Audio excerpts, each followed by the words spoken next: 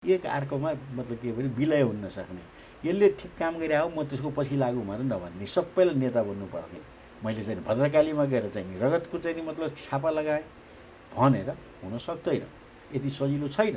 गृहत्याग गर्नुहोस्, आएर बस्नुहोस् सत्तलमा, तपाईँलाई हेर्नुहोस् भेट्न कति मान्छे आउँछ। तपाईँ त्रिशूल गाडेर बस्नुहोस्, म हिन्दुत्व चाहिँ समाप्त नभएसम्म म घर फर्किन्न। कोही छ त्यस्तो? खै मैले त देख्दैन। होटेलमा खानापिना नि खाँदै र 20-25 चाहिँ मतलब के भने टेलिभिजन र उसले पनि खिच्यो अनलाइनले, बस गएर आनन्दले 7 दिन फेरि सुत्नु। खै भोलिपल्ट कार्यक्रम के छ? धेरै पनि लाग्दैन, वर्ष 2 वर्ष गरे हुन्छ। तर अहिलेको पाराले हुन सक्दैन। सङ्केत चाहिँ अलिकति यिनीहरूको झुकाउ चाहिँ छ भन्ने कुरा देखिन्छ। तर यति हुँदाहुँदै पनि केपी शर्मा ओली कुनै हालतले पनि या त उनले मार्क्सवादी लेनिनवाद भन्ने चाहिँ त्यो हैँसा हटबाट छोड्नुपर्छ। राजनीतिक विश्लेषक भरतजङ्गमजी आज हामीसँग कुराकानीको लागि हुनुहुन्छ। पछिल्लो विकसित राजनीतिक घटनाक्रममा केन्द्रित रहेर आज हामी कुराकानी गर्नेछौँ उहाँसँग। विशेष गरी पछिल्लो समय राज संस्था र हिन्दू राष्ट्र पुनर्स्थापनाका एजेन्डा बोकेर विभिन्न अभियानहरू र केही राजनीतिक दलहरू पनि अगाडि आइरहेका छन्। एकपछि अर्को राजनीतिक दलहरू खोलिरहेको अवस्था छ। विभिन्न मोर्चाबन्दी पनि यतिखेर कसिरहेको अहिलेको अवस्था छ। मुलुकमा एक किसिमको राजनीतिक खिचातानी बढिरहेको अवस्थामा राजनीतिक दल विभाजन सम्बन्धी अध्यादेश होस् अथवा संसद विघटन सुरुवाती चरणमा संसद विघटन भएदेखि अहिलेसम्मको अवस्था आइपुग्दाखेरि जुन राजनीतिक रूपमा खिचातानी किचलो भइरहँदाखेरि राजावादी हिन्दूवादी शक्तिहरू चाहिँ विभिन्न अभियानको नाममा राजनीतिक दलको रूपमा चाहिँ अगाडि आइरहेको, मोर्चा कसिरहेको यो विषयलाई चाहिँ कसरी हेर्न सकिन्छ, यो विषयमा कुराकानी गर्नेछौँ। स्वागत छ सर यहाँलाई। धन्यवाद। अहिले जसरी राजनीतिक दलहरू हामीले केही समय अगाडि एउटा अन्तर्वार्तामा पनि कुराकानी गरेका छौँ, जस्तो पूर्व प्रधान सेनापति रूपमान कटुवालले पनि एउटा हिन्दू जागरण सम्बन्धी अभियान चलाइरहँदाखेरि पछिल्लो समय देवप्रकाश त्रिपाठी पत्रकार, वरिष्ठ पत्रकारले पनि पार्टी एउटा मोर्चा खोलिसक्नु भएको अवस्था छ एकीकृत शक्तिको नाम दिएर। यो बिचमा हिन्दूवादी राजावादी सङ्गठनहरू पनि विभिन्न टुक्रा टुक्रामा छरिएर रहेका राजावादी हिन्दूवादी सङ्गठनहरू चाहिँ मोर्चाबन्दी कस्न भित्री आन्तरिक तयारीमा जुटिरहेको यो अहिलेको अवस्था जुन राजनीतिक किचलो यसरी अगाडि आइरहँदाखेरि केही समय अगाडि भारतले हिन्दू सम्राटकै रूपमा ज्ञानेन्द्रलाई चाहिँ राजा को हैसियतमा सम्राटको रूपमा चाहिँ जसरी निमन्त्रणा गर्यो, यी सबै घटनाहरूलाई चाहिँ कसरी हेर्न सकिन्छ? के साँच्चीकै मुलुकमा चाहिँ राज संस्था र हिन्दू राष्ट्रको लागि चाहिँ केही विशेष तयारी हुँदैछ अथवा चाहिँ जनतामा पनि जुन किसिमले राज संस्था र हिन्दू राष्ट्रको चाहना एक किसिमले बढेको देखिन्छ, सामाजिक सञ्जाल हेरौँ, चोक चोकमा गल्ली गल्लीमा जुन किसिमले कुराहरू गर्दाखेरि चाहिँ यी हजारौँ राजा पाल्नुभन्दा चाहिँ एउटै राजा ठिक छन् भनेर जुन किसिमले चर्चा परिचर्चा चलिरहेको अहिलेको अवस्थामा चाहिँ यी राजावादीहरू हिन्दूवादीहरू मोर्चाबन्दी कस्नुलाई चाहिँ कसरी हेर्न सकिन्छ? मोर्चाबन्दी सिकेका छैन होइन। अब यो तयारीमा छन्। 2064 सालदेखि राजालाई चाहिँ मतलब विधिवत कानुनद्वारा हटाइयो र अब 72 को संविधानले निषेध नै गर्यो। तर यति हुँदाहुँदै पनि राजाको अस्तित्व नेपालमा समाप्त भएको छैन र सबैले राजालाई राजाकै रूपमा हेरिरहेछन्। धेरै अगाडि पूर्व भन्थ्यो, अहिले त पूर्व पश्चिम केही पनि भनेन, महाराज राजै भन्छ, राजै भन्छन् र सबैको मनमा जनजनमा राजा बसेकै देखिन्छ। त्यस कारणले प्रशासनिक इकाइमा राजा नदेखिए तापनि मान्छेको आस्थामा राजा देखिएको हुनाले र राजालाई राजाकै रूपमा चाहिँ मतलब के भने हेर्न पाउने मान्छेको एउटा आकाङ्क्षा पनि विद्यमान देखिएकोले अहिले तह तबका सानोदेखि लिएर ठुलो तह तबकामा पनि राजावादीहरूको अथवा राज संस्था चाहिन्छ भन्ने मान्छेहरूको एउटा सङ्गठनहरू विस्तार भएको देखिन्छ।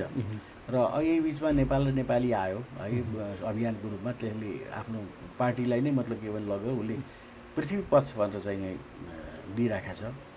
अब पृथ्वी पथ भन्ने बित्तिकै पृथ्वीनारायण शाहले के कसरी चाहिँ मतलब यो राज्यलाई एकीकृत गरे र त्यो एकीकृत गरेकोलाई कसरी चाहिँ सञ्चालन गर्नुपर्छ भने त्यहाँ धेरै पृथ्वीनारायण शाहको उपदेश नै एउटा राम्रो किसिमको उपदेश र राम्रो किसिमको एजेन्डा बन्न सक्ने अवस्था भएको हुनाले उनीहरूले पृथ्वी पथ दिए र यिनीहरूले चलाइरहेछन्। त्यसै गरिकन यो रूपमान कटुवालले पनि मतलब यो राजा सम्बन्धी केही कुरा नबोले पनि धर्म सम्बन्धी कुराहरू बोलेर उनी पनि अगाडि बढेको देखिन्छ। त कसैले हिन्दुत्वको चाहिँ नि मतलब आडमा मात्र बोल्ने, राजा नबोल्ने, राजा चाहिँ साइलेन्स राख्ने, कसैले राजा र हिन्दू दुइटै चाहिन्छ भनेर चाहिँ बोल्ने। अब अहिले 3 दिन अगाडि देवप्रकाश त्रिपाठीको पनि एउटा ग्रुपले त्यो हिन्दू राष्ट्र राज संस्थाको वकालत गर्दै पार्टी खोल्ने घोषणा गरेको छ। अब त्यो पार्टी खोल्न त गएर चाहिँ निर्वाचन आयोगमा दरखास्त गर्नु पर्यो, त्यसपछि चिन्ह लिनु पर्यो। अब यो सबैको टार्गेट अहिले अब फेरि त्यसको अतिरिक्त यहाँ एउटा मोर्चाबन्दी पनि भएको छ। सनातन संस्कृति समाजले यो धर्म सम्बन्धी जति पनि मतलब के भने सङ्घ संस्थाहरू छ त्यसलाई चाहिँ मोर्चाबन्दी गराउने र एक हुने भन्ने चाहिँ नि आह्वान गरिरहेको छ र अहिले मोर्चाबन्दीमा धेरै मान्छे संलग्न नभएको पनि देखिन्छ। तर यति हुँदै पनि अहिलेको चाहिँ नि शक्ति जो देखिएको छ त्यो शक्ति त्यति मतलब के भने भरपर्दो र त्यति ओजिलो छैन, ओजनयुक्त छैन है, र यसले त्यति गर्न सक्दैन। किनभने अहिले तपाईँको केही नभए तापनि नेपाली काङ्ग्रेससँग कम्तीमा 3 लाख कार्यकर्ता छ। अहिले नयाँ बनाउने हो भने 6 लाख बनाइसक्यो उसले आफ्नो सक्रिय कार्यकर्ताहरू। त त्यसै गरिकन एमालेको पनि करिब 3-3.5 लाख कार्यकर्ताहरू सशक्त रूपमा छन् जसले लेबी पनि तिरिरहेछन् है। त त्यसपछि माओवादीको आफ्नो कार्यकर्ता छन्, ती पनि 2-3 लाख छन् भन्दाखेरि पुरै वामपन्थी चाहिँ कार्यकर्ता चाहिँ जोड्ने हो भने 6 लाख 6.5 लाख पुग्छ। काङ्ग्रेस कार्यकर्ता पनि नयाँ बनाएको समेत गर्दा 6 लाख पुग्छ। त यो चाहिँ मतलब के भने धर्म चाहिन्छ भन्ने मान्छेको चाहिँ कार्यकर्ताहरू त्यति चाहिँ मतलब के भने पुगेको छैन। राप्रपाले पनि त आह्वान गरिरहेको छ मोर्चाको लागि। बुद्धिमान तामाङको संयोजकत्वमा त वार्ता समिति नै गठन गरेको छ। अब राप्रपाको चाहिँ अलि झिनो चाहिँ मतलब के भनाइ छ उनको पनि अहिले त्यहाँभित्र पनि पहिले राजालाई निषेध गर्ने कुरा थियो र धर्मलाई मात्र आड दिने कुरा थियो होइन। र धर्मको आडमा हिँड्दा पछि गएर उनीहरू सबै मिले फेरि 3जना मतलब के भने शीर्ष नेताहरू मिलिसकेपछि राजाको आवश्यकता उनीहरूले महसुस गरे र अब अहिले उनीहरूको स्थान भनेको एउटा सिट मात्रै हो प्रतिनिधि सभामा है, जो राजेन्द्र लिङ्गदेल छन्। र अब पछि त्योभन्दा अगाडि के थियो उनीहरूको 25 सिट थियो होइन। त्यो 25 सिटबाट एक सिटमा किन आयो त भन्दाखेरि त्यहाँनिर त्यही राजनीतिक पार्टीका कार्यकर्ताहरूले या नेताहरूले त्यो आफ्नो ठाउँ छोडे, आफ्नो उद्देश्य छोडे, सिद्धान्त छोडे भनिएको कारणले गर्दा मान्छेको चाहिँ अलि वितृष्णा जाग्यो त्यो पार्टीप्रति। त त्यसैले अब काङ्ग्रेसप्रति पनि अहिले चाहिँ शशाङ्क कोइराला पूर्ण रूपले हिन्दूवादी हुँदैछन्। उनले सोझै भनिसके भाजपा जब चाहिँ भारतमा हिन्दूवादी चाहिँ त्यत्रो शक्ति छ भने हाम्रो किन नहुने, हामी त हिन्दू नै हो र हिन्दुत्व नै हाम्रो चाहिँ मूल चाहिँ आइडेन्टिटी हो भने हामी किन त्यसलाई चाहिँ मतलब नपछ्याउने भन्ने किसिमबाट उनले लबिङ गरिरहेका छन् यो कोइराला ग्रुपहरूले अहिले। यद्यपि गिरिजाप्रसाद कोइरालाले ध्वस्त बनाएको चाहिँ सिद्धान्त हो, किन देश ध्वस्त बनाउनुमा गिरिजाप्रसाद कोइराला नै हो। गिरिजाप्रसाद कोइरालाको उनी भतिजा हुन्, त्यसैले अलिकति भर छैन कि उनीहरूको बिना। अनि तर जुन हामीले सत्ता बाहिर रहेका शक्तिहरूको कुराकानी गरिरहँदाखेरि सत्ताभित्रै पनि ओली प्रधानमन्त्री हुँदा ओलीले राम मन्दिरदेखि लिएर पशुपतिमा जुन जलरी चढाए, अहिले देउबा सरकारको पालामा पनि श्रीकृष्ण जन्माष्टमीमा जुन बिदा दियो, यो जसरी हिन्दू धर्मप्रति जुन आकर्षण चाहिँ खुलेर देखाउन थालेका छन् नि सत्तामा रहनेहरूले होइन, खुलेर देखाउन थालेको छ। त्यो त उसले पनि तपाईँको यो जनै पूर्णिमामा पनि बिदा थिएन, त्यो पनि बिदा चाहिँ केपी ओलीले दिएकै हो होइन। अहिले कृष्णाष्टमीको बिदा भयो र यो सङ्केत चाहिँ अलिकति यिनीहरूको झुकाउ चाहिँ छ भन्ने कुरा देखिन्छ। तर यति हुँदाहुँदै पनि केपी शर्मा ओली कुनै हालतले पनि या त उनले मार्क्सवादी लेनिनवाद भन्ने चाहिँ त्यो हैँसा हटौडा छोड्नुपर्छ मात्र उनी चाहिँ हिन्दुत्वमा आउँछन्, होइन उनले हैसा हटौडा छोडिन्जेल चाहिँ नि उनी कमिटेडली अथवा निर्णायक रूपमा चाहिँ उनी हिन्दूवादी भन्न सक्दैन। किनभने उनको ठुलो ब्याङ्क भोट ब्याङ्क चाहिँ ह्यान्डल गर्नेहरू मार्क्सवादी मान्छेहरू धेरै छन्, कम्युनिस्ट मान्छेहरू धेरै छन्, कम्युनिस्टको नाउँमा चाहिँ पैसा खाने मान्छेहरू धेरै छन्, कम्युनिस्टको नाउँ बेचेर चाहिँ तपाईँको चाहिँ निर्वाचनमा निर्वाचित हुने मान्छेहरू छन्। त्यसैले उनले चाहिँ नि यो विधर्मी मतलब चिज कम्युनिस्ट हो भन्दै पनि मतलब के भने उनीहरूले चाहिँ नि छोड्न सक्ने अवस्था किन छैन भने। तर ओलीको त अहिले पछिल्लो समय राजा ज्ञानेन्द्रसँग जुन किसिमको छलफल निरन्तर रूपमा अगाडि बढिरहेको छ नि, भन्नुभएको छ। राधाकृष्ण मैनालीले एउटा अन्तर्वार्तामा भन्नुभएको होइन, छ। राधाकृष्ण मैनालीले भन्दैमा हुँदैन नि। राजा अहिले राजासँग कसैको पनि डायलग भएको छैन, इभेन यहाँको जनतासँग भएको छैन है। किनभने उनी आफै चाहिँ नि अब भारतबाट फर्किसकेपछि बिरामी भएको, एकदम धेरै बिरामी। मैले सुनेसम्म त आजभन्दा 15 दिन अगाडिसम्म बडा महारानीलाई, कोमललाई अक्सिजन दिइरहनु पर्थ्यो र यो राजाले कसैलाई भेटे पनि छैन है। अब यो अफवाह मान्छेले जे पनि भन्छन् नि, अब राजा आफै चाहिँ नि मतलब बालकोट जाने बेर छैन भन्ने छन्। अब के यहाँ बालकोटका चाहिँ नि मतलब प्रधानमन्त्रीलाई तुरन्तै भूतपूर्व प्रधानमन्त्रीलाई निर्मल निवास बोलाए पनि भनिदिन्छ। जति पनि मोर्चाबन्दीको प्रयासहरू भइरहेका छन्, राजनीतिक दलहरू खुले नेतृत्व लिन्छौँ अब हुने आन्दोलनको भनेर भनिरहेका छन्, यसबाट परिवर्तन जुन उनीहरूले भनेका छन् त्यो सम्भव छैन। अहिले छैन। किन छैन भने पूर्ण रूपले भारतबाट सहयोग भएको छैन। भाजपाको चाहिँ मतलब के भने खुलेर सहयोग अहिले आउँदैन र भाजपाको खुलेर सहयोग नआएसम्म यहाँ हिन्दुत्व चाहिँ जागरण हुन सक्दैन।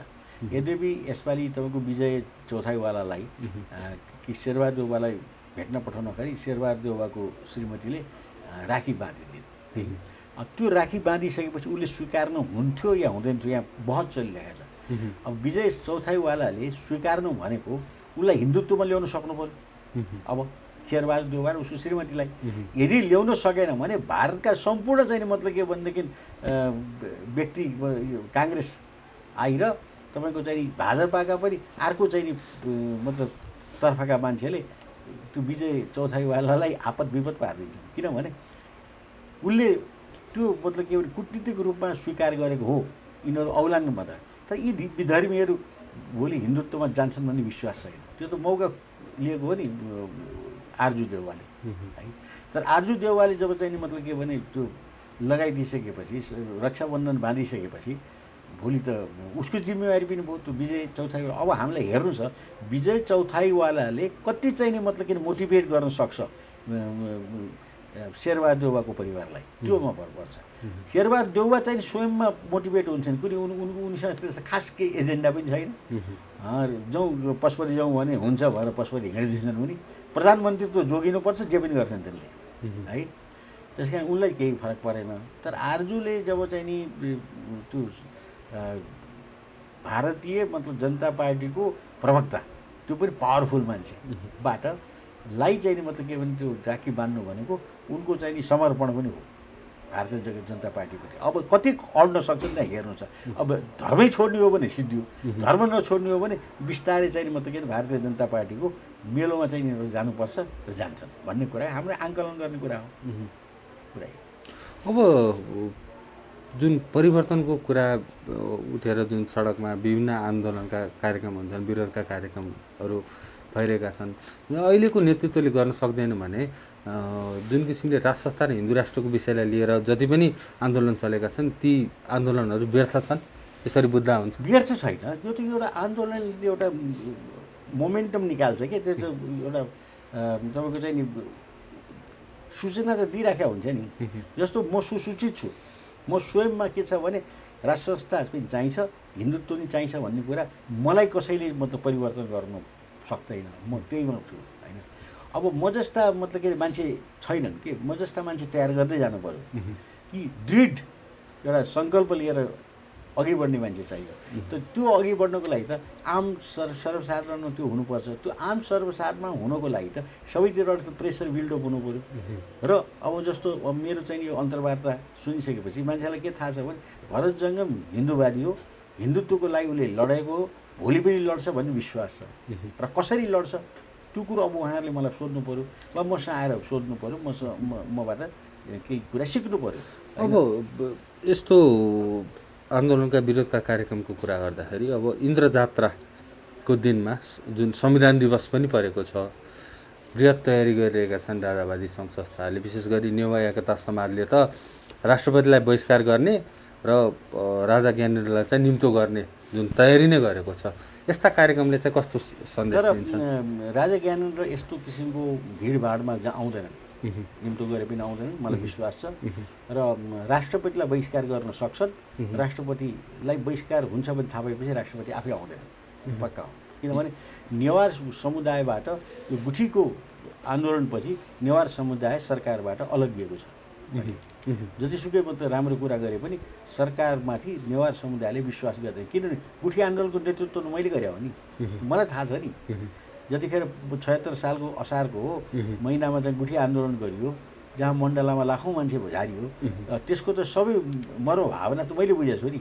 त्यसैले काठमाडौँभित्रका गुठी यारहरूलाई, काठमाडौँभित्रका धर्मावलम्बीहरूलाई, काठमाडौँभित्रका संस्कृतिका रक्षकहरूलाई यो सरकारले लत्याएको छ। यो सरकार भन्नाले यो केपीदेखि लिएर शेरबहादुरसम्म भन्नको मैले, किनभने शेरबहादुर पनि विधर्मी नै हो मान्छे है। यो तराजुमा राखेर जोख्ने हो भने केपी शर्मा ओली, प्रचण्ड र यो के अरे माधव कुमार नेपाल र शेरबहादुर बराबर छन्, केही फरक छैन। पैसा खानुपर्ने, घुस जति पनि खाने, राष्ट्रलाई नहेर्ने, राष्ट्रमा सङ्कट परिआयो भनेदेखि चुप लाएर बस्ने, बोल्दै नबोल्ने, अनि त्यसपछि चाहिँ नचाहिने कुराको चाहिँ लबिङ गर्ने, एमसिसी चाहियो भन्ने। जब एमसिसीले चाहिँ मतलब देश बर्बाद गर्दैछ भने सारा कराइरहेका छन्। अब उहाँ ट्विनको चाहिँ मतलब के भने जो बिचरा एकजना चाहिँ मतलब ट्विनमा खसेर गए होइन, अब तिनको बारेमा केही नबोलिदिने, कुटनीतिक चाहिँ मतलब के भने प्रयास नगर्ने, भारतको सरकारलाई नलेख्ने, नबोल्ने, अनि आउँदा चाहिँ मतलब के भने ल यो चाहिँ भारतीय चाहिँ तर्फबाट चाहिँ भएको भनेर यो प्रतिवेदन बुझाएर सकिन्न नि। त्यसैले यस्ता किसिमका गैर कानुनी काम कारबाहीहरू गरेर यो सरकार बसिरहेका छ। आजभन्दा 5 वर्ष अगाडि नै भने होइन, पहिलोचोटि के अरे केपी शर्मा ओली प्रधानमन्त्री हुँदा नेपालमा ट्विन बन्द गर्छु, त्यसपछि 74 सालपछिको प्रधानमन्त्रीत्व आउँदाखेरि जो मतलब के भनेदेखि सबैमा म झोलुङ्गे पुल राख्ने गर्छु भने आखिर त रहेछ त।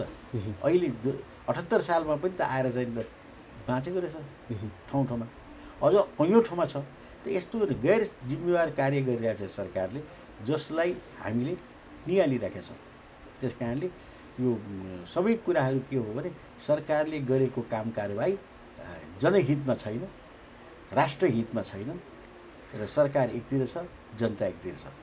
तपाईँको जो प्रश्नको एउटा जवाफ मैले के दिनु पऱ्यो भने यो हिन्दुत्वमा लागेका मान्छेहरू अति कमजोर मान्छे, कमजोर यसमा नै मनस्थिति त कमजोर होइन, जस्तो मेरो मनस्थिति कमजोर छैन। हामीमा कमजोरी के छ भने मोर्चाबन्दी गर्न नसक्ने, एक अर्कोमा मतलब के भने विलय हुन नसक्ने, यसले ठिक काम गरिरहेको म त्यसको पछि लागु भनेर नभन्ने, सबैलाई नेता बन्नुपर्ने। दोस्रो, आर्थिक रूपमा अति कमजोर, घरबाट पैसा ल्याएर राष्ट्रिय झन्डा बनाएर चलाउनु सक्दैन। एउटा राष्ट्रिय झन्डा 200-400 रुपियाँ पर्छ। त्यो 400 रुपियाँ कतिचोटि प्रयोग गर्ने, 2-4 चोटि प्रयोग गरे च्यातिन्छ, फेरि पनि प्रयोग गर्नु पर्यो होइन। पम्पलेट पर्छ, पम्पलेट चाहियो, एक ठाउँबाट अर्को ठाउँ जानलाई चाहिँ नि यातायात खर्च चाहियो, जिल्लामा जान अरू पैसा चाहियो है। त भने काठमाडौँमा मात्र मतलब 50-100 जना जम्मा भएर मैले सङ्कल्प गरेँ, मैले चाहिँ भद्रकालीमा गएर चाहिँ रगतको चाहिँ मतलब छापा लगाएँ भनेर हुन सक्दैन, यति सजिलो छैन। ठिक छ, उहाँहरूले गर्नुभयो, सङ्कल्प गर्नुभयो, खुसी लाग्यो, मलाई शुभकामना छ, उहाँहरूको सफल होस्। तर तपाईँहरूले चाहिँ नि जबसम्म आफ्नो उद्देश्य, समान उद्देश्यका साथीहरूलाई समेट्न सक्नुहुन्न, या तपाईँले समेट्नखेरि मलाई चाहिँ त्यो समेट्ने वातावरण चाहिँ कसरी निकाल्न सकिन्छ? मतलब अब आफू मतलब के भने नेता नबन्नुहोस् न, जो नेतृत्व लिन सक्छ त्यसलाई चाहिँ स्वीकार्नुहोस्। अब तपाईँले विश्वासै गर्नुहुन्न भने तपाईँ नेतृत्व लिनुहोस्, तर नेतृत्व लिँदा टाई सुट लगाएर दोहोरो सुरुवाल कोट लगाएर होइन। तपाईँले हिन्दुत्वको चाहिँ मतलब गर्नुहुन्छ भने तपाईँ हिन्दुत्वको वेशभूषामा आउनुहोस्, त्याग गर्नुहोस्, गृह त्याग गर्नुहोस्, आएर बस्नुहोस् सत्तलमा।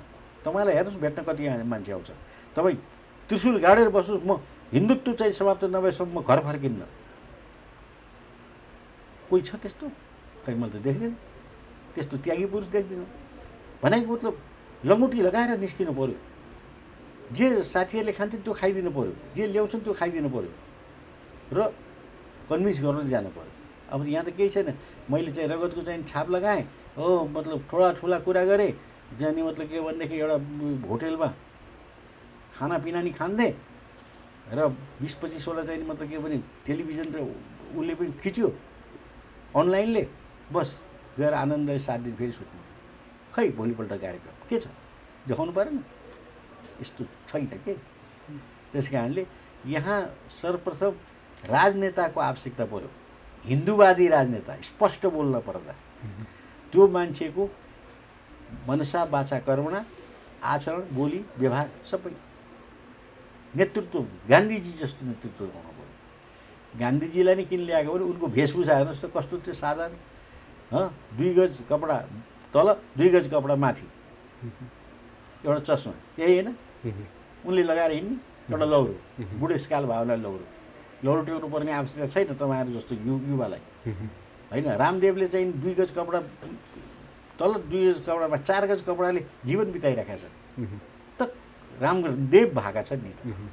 त्यस्तो व्यक्ति हुनु पर्यो नि त। यहाँ पनि मोदीजीकै कुरा गर्नुहोस्, मोदीसँग 2टा या 3टा सिवा कपडै हुँदैन र 2टा कपडा मतलब कुर्ता सुरुवाल एउटा लगाएको, 3टा कुर्ता सुरुवाल भएपछि उनलाई पुग्यो र उनले हिँड्दाखेरि एक ठाउँबाट अर्को ठाउँ जाँदा प्राइम मिनिस्टर हुनुभन्दा अगाडि मात्र 2टा कुर्ता सुरुवाल झोलामा हालेर उनी चाहिँ चप्पल लगाएर हिँड्थे। हामीले देखेका छ, हामीले बुझेको छ। त्यस्तो समर्पण भएको हुनाले त मोदी भयो नि त। गुजरातलाई बनाए, गुजरातमा गयो, कमाएको पैसा सारा पैसा चाहिँ बैङ्कमा जम्मा गरे, ल्याएर चाहिँ मतलब के भने ट्रस्टमा लगेर हालिदिए। मलाई के काम यो पैसा? यहाँ छ ताकत कसैको त्यस्तो? यसै हुन्छ तपाईँको चाहिँ हिन्दुत्वको नेतृत्व। त्यसैले यहाँ त्यागी पुरुष चाहियो र राजनेता चाहियो। त्यो राजनेता को हुनसक्छ, त्यसले लिड गर्छ, त्यसको लागि हामी पछाडि बसेर हामी सहयोग गर्छौँ। अब हाम्रो त उमेर राजनेता हुने उमेर पनि गइसक्यो हेर्नुहोस्, किन अनेक किसिमका रोग व्याधिले हामीलाई सताइएको छ। औषधि नखाइकन आफू भात्न सकिन्न, जति पनि अहिले बोलिया छ औषधिको बारेमा बोलिया छ होइन। उमेरले पनि हामीलाई त्यो त्यहाँ चाहिँ सडकमा उत्रिन दिँदैन। त्यसैले सडकमा उत्रिन सक्ने एउटा चाहिँ मतलब के भने लौह पुरुष जो अलिकति मतलब के भने शारीरिक रूपमा तन्दुरुस्त होस्, मानसिक रूपले तन्दुरुस्त होस्, दिमागमा अनेस्टी होस्, भार चाहिँ तपाईँको नेपाल नेपालीको चाहिँ मतलब के भने अस्तित्वको भार बोकोस् त्यसले। अब हेर्नुहोस् त सकल के हुन्छ, धेरै पनि लाग्दैन, वर्ष 2 वर्ष गरेको हुन्छ, तर अहिलेको पाराले हुन सक्दैन। हस्, धेरै धेरै धन्यवाद यहाँलाई समय